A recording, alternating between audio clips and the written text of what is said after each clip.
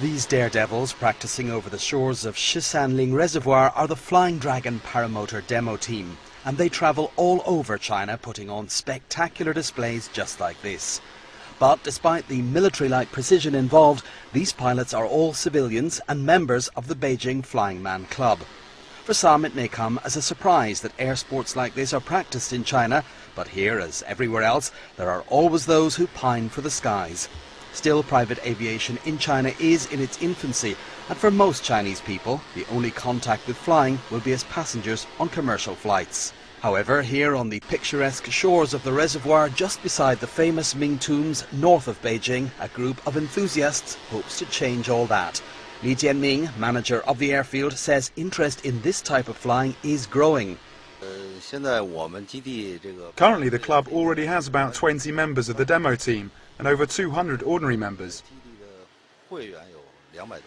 Levent Yurde, a former world paragliding champion and head coach at the club, is also confident about the future of flying. And do you think this sport has a big future in China?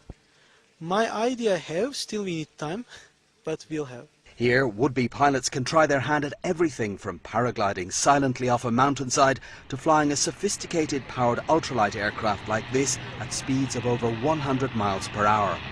Training for paragliding, the cheapest option, where most people choose to start, takes about 5 days depending on the pupil's ability and the weather.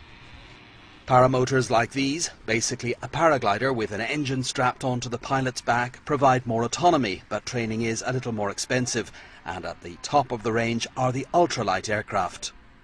Now we have a different type of microlight here. This is the trike we saw earlier. It's more sophisticated than the paramotors, and Levent is just going to show me how to sit inside this aircraft and exactly how it's controlled. So Levent, I'll just get up here. Yes, please. Right. And then I would be strapped in, presumably. Yes, exactly like Right. this. Here at Shisanling, flying is limited to a 1.5 mile radius from the centre of the field and up to a height of about 2,000 feet.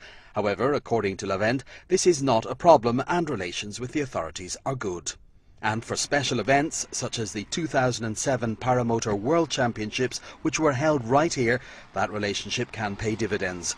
Then special flying permits were issued, and in fact a section of the competition took place over the Great Wall.